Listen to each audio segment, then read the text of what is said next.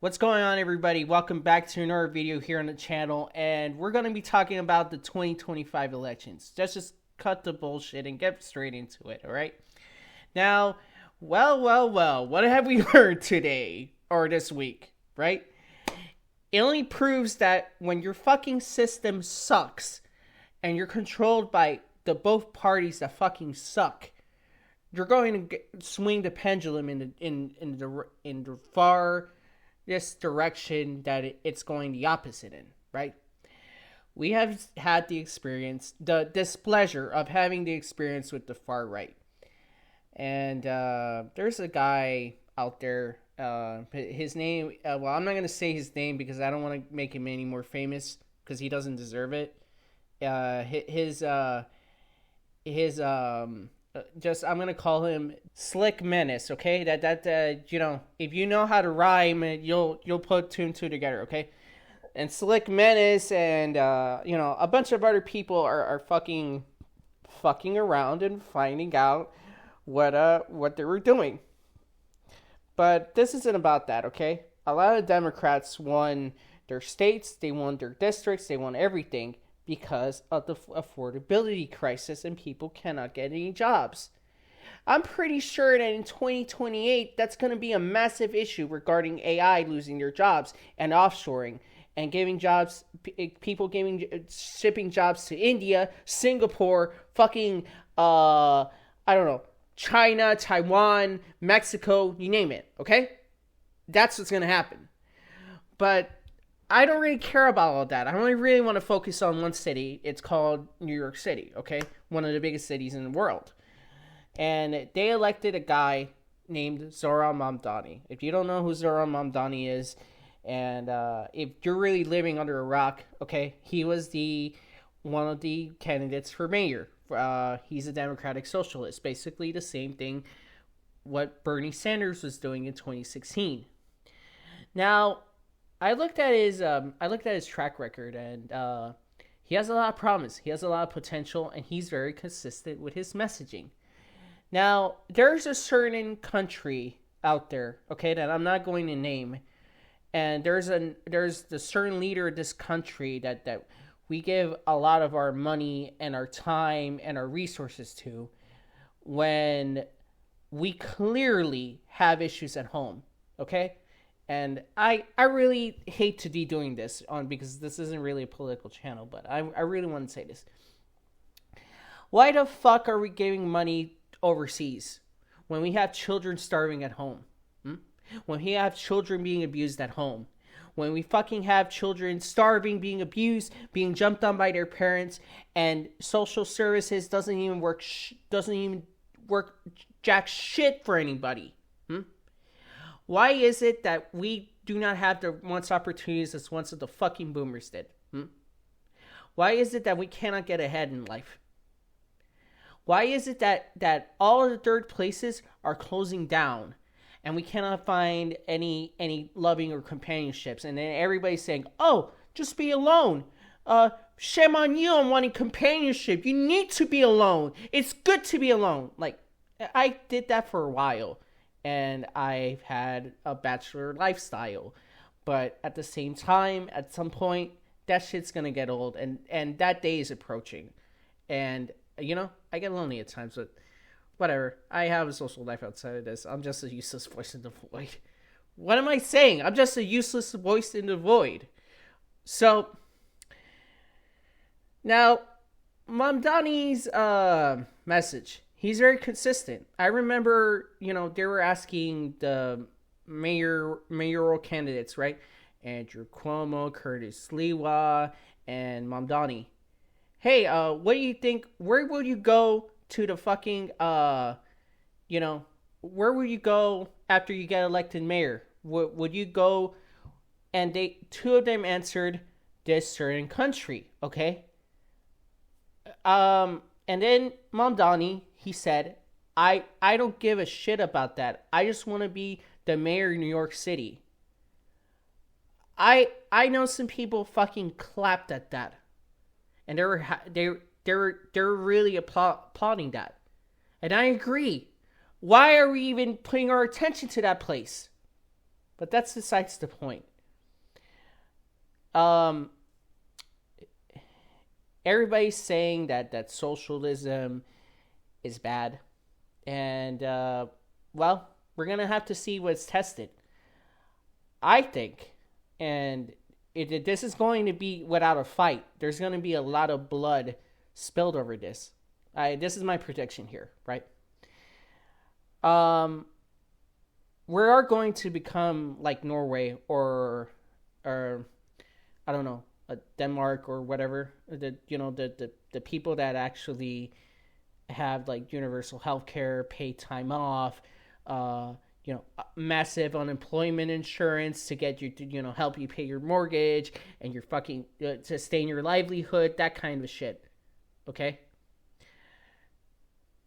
The Dems and the Republicans, man, they fucking, they fucking drag their feet, they kick their feet up, they don't want to do shit. Now, we're going to get socialism. Now, it can go one or two ways. It becomes like Denmark, or we become like Venezuela or Cuba or China or wherever the fuck that is. Okay? And you know what I'm going to say? I don't give a shit. Let the Dems and the Republicans parties die. Let it die already. Let it fucking die. And Nancy Pelosi's retiring, which is a welcome sight to add, especially after, Mamdani won. So I think she was reading the room. It's like, oh shit, I better get the fuck on out of here because my party's gonna go to shit. Chuck Schumer, you gotta fucking retire, man. Okay? We had enough of your geriatric boomer bullshit. We had enough, okay? And don't fucking tell us to pull us up by our bootstraps, asshole. And your cousin is a fucking shitty comedian, bro. That's like your fucking legacy, your family. The Schumer family is shitty politicians and shitty comedians, okay? But that's besides the point here, right? So, when Mamdani won, I think this was the clearest message to the Dems and the Republicans that we're not going to stand for this neoliberal corporate democracy bullshit anymore. We're not going to stand for this shit, right? It's not going to put us money in our... Their policy's not going to put us money in our pocket, right? And the fucking... every single fucking thing that we've been conditioned to believe has been shattered right in front of our eyes. We go to college, we can't even get ahead. The economy's shit right now. I was hoping that Trump would just chill the fuck out, take credit for Biden's economy, and then actually make it better. But no, he fucking puts tariffs on everybody, and we have to pay the price. I would have respected Trump more if he said, you know what, I'm going to raise taxes on everybody because we got to pay down the national debt. We have $37 trillion in debt. But then again, they justified it by doing useless wars and all this other bullshit. And Elon Musk subsidies and all this other crap. But what am I saying? I'm just a useless voice in the void. Okay? My opinions don't fucking matter. And my voice doesn't matter to anybody. Somebody called me a squeaky chihuahua the other day, and the fucking all the manosphere influencers beat the living shit out of me because I said something about Alex Way. But it's funny to see that people on that side of the gate, right, on that side of the fence, are fucking depressed because now you know how Democrats and people who knew that Trump was awful felt. The rich, and this is coming from somebody who aspires to be rich, right? But I don't know, man.